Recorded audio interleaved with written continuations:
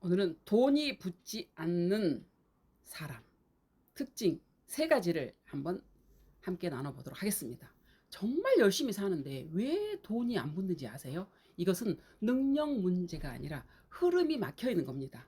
성경은 이걸 정확하게 말합니다. 첫 번째로 들어오는 것보다 나가는 게 통제가 안 되는 사람. 성경은 지키지 못하는 자에게는 맡기지 않는다고 합니다. 내가 정말 마음 상태가 안 돼 있고 정신 상태가 안 돼 있으면 안 된다는 거죠.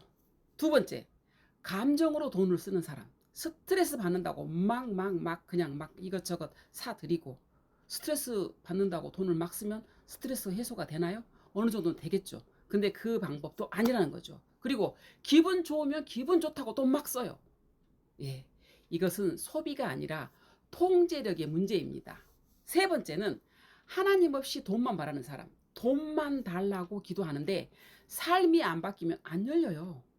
내가 좀 전에 말씀드린 것처럼 내 정신 상태, 내가 정말 돈을 받았을 때에 넘치는 축복을 받았을 때 그것을 정말 흘려보낸다고 하죠. 흘려보낸다. 내가 나눌 줄도 알고 이러한 사람에게 돈이 온다는 거죠.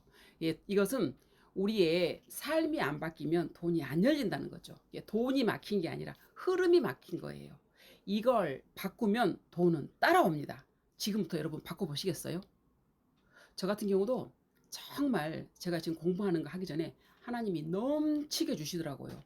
넘치게 주신 것을 저는 정말 좋은 곳에 저는 국내 국외 선교 사업이 저의 목표거든요. 그래서 정말로 목사님, 전도사님들에게 막 흘려 보냈어요. 넘치게 기분 정말 좋더라고요. 그래서 지금 하고 있는 공부하는 것 때문에 지금 멈추고 있는데 이 공부를 완전히 완성을 하고 나서 저는 또 그렇게 흘려보내는 일을 할 거예요. 이렇게 마음가짐이 되어 있고 정말 넘치게 줘도 그걸 알아서 나눠 쓸 줄 아는 그런 자들에게 정말 물질은 들어온다는 거죠. 그래서 여러분들도 정말 맘 단디 먹고 나에게는 왜 물질이 안 붙나? 왜 나에게는 돈이 친구 되어서 오지 않나? 내 자신을 돌아볼 수 있는 시간이 됐으면 좋겠습니다. 오늘도 정말 고생 많으셨습니다. 저도 나름대로 스트레스도 많이 받았습니다. 오늘 하루 그렇지만 웃으면서 하루를 마무리하려고요. 여러분들도 정말 오늘 하루를 보내면서 또 연휴 동안에 계속 쉬었다가 오늘 출근하니까 조금 힘들었을 거예요. 가족들과 함께 기분 좋은 저녁 맛있는 거 드시고 해피해피하게 제가 늘 말씀드리죠. 입꼬리 샥 올리고 잠자는 거. 여러분 사랑합니다. 여러분 최고 나도 최고 또 만나요. 빠이빠이 안녕.